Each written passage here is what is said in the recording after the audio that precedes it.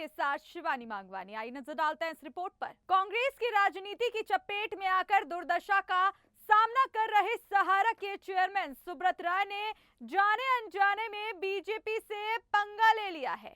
वह भी ऐसे समय में जब निवेशकों के भुगतान को लेकर जहां सेबी और सुप्रीम कोर्ट उन पर सख्त है, वहीं देश भर में उनके खिलाफ निवेशक और एजेंट सड़कों पर हैं। सहारा ग्रुप में कर्मचारियों का वेतन नहीं मिल रहा है। दरअसल राष्ट्रीय पर्वों को भारत पर्व के रूप में मनाने वाले सुब्रत राय ने गत स्वतंत्रता दिवस पर अपने संदेश में देश में नफरत का माहौल बनने और हालात ठीक न होने की बात जो कह दी थी। सुब्रत राय के संदेश के वायरल होने पर मध्य प्रदेश के बीजेपी प्रवक्ता ने कड़ी प्रतिक्रिया व्यक्त कर सुब्रत राय के खिलाफ बीजेपी के रुख को दर्शा दिया है। उन्होंने पार्टी नेतृत्व से मांग की है कि सुब्रत राय और सहारा समूह पर अविलंब कड़ी कार्रवाई कर आम लोगों का पैसा वापस दिलवाया जाए। ऐसे में यह माना जा रहा है कि बीजेपी की निगाहें सुब्रत राय पर अब टेढ़ी हो सकती हैं।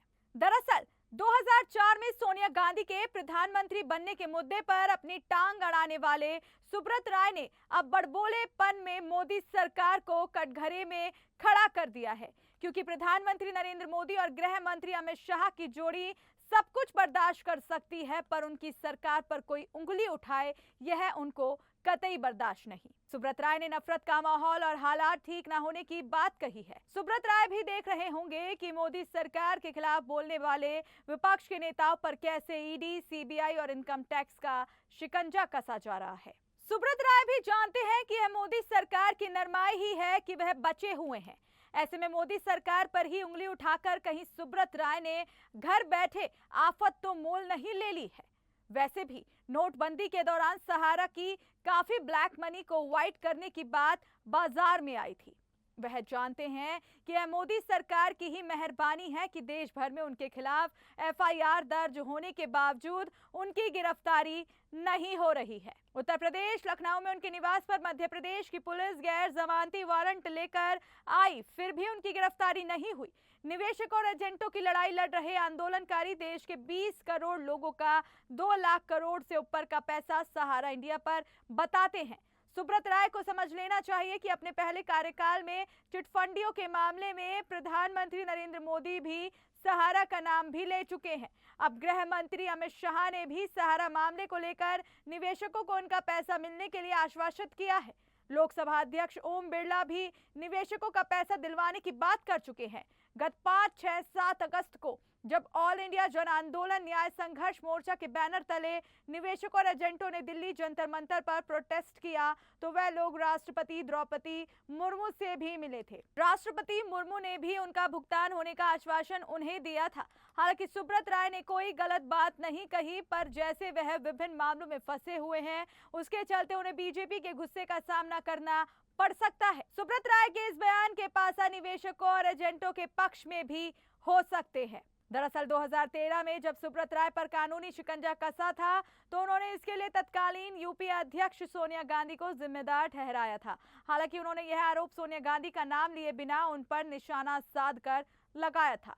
सुब्रत राय ने कहा था कि उन्हें राजनीतिक प्रतिशोध का शिकार बनाया गया है। दरअसल सुब्रत राय ने 2004 में हुए आम चुनाव के बाद किसी भारतीय को देश का प्रधानमंत्री बनाने का समर्थन किया था।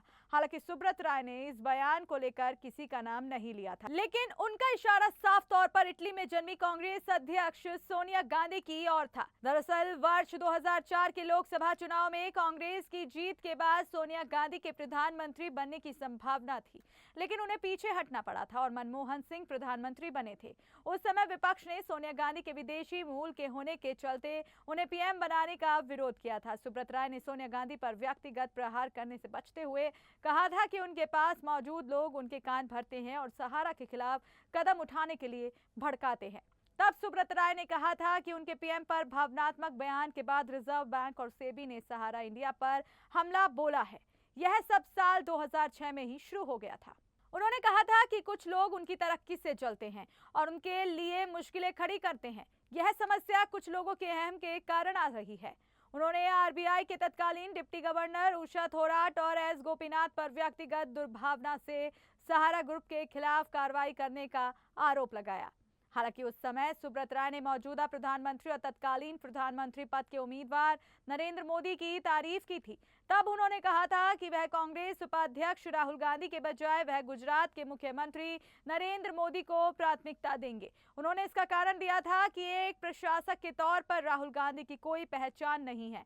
तब सुब्रत राय ने कहा था कि राहुल गांधी और मोदी दोनों को प्रधानमंत्री बनने का अनुभव नहीं है, लेकिन नरेंद्र मोदी को मुख्यमंत्री के तौर पर देखा जा रहा है और उन्होंने अपनी काबिलियत साबित भी की है। वहीं दूसरी ओर कोई राहुल गांधी की प्रशासकीय क्षमताओं को नहीं जानता है। तब सुब्रत राय ने गुजरात के निवेशकों के लिए अनुकूल होने की भी प्रशंसा की थी और अन्य भाजपा शासित राज्यों को भी निवेश के लिए बेहतर बताया था। अब फिर 2024 के आम चुनाव को लेकर कांग्रेस से राहुल गांधी और बीजेपी से नरेंद्र मोदी प्रधानमंत्री पद के दावेदार हैं। ऐसे में सुब्रत राय ने मोदी सरकार पर उंगली उठाई है। अब देखना यह है कि ऊंट किस करवट बैठता है। इस रिपोर्ट में बस इतना ही। साथ ही देश और दुनिया से जुड़ी डेली अपडेट्स पाने के लिए हमें आज ही सब्सक्राइब करें।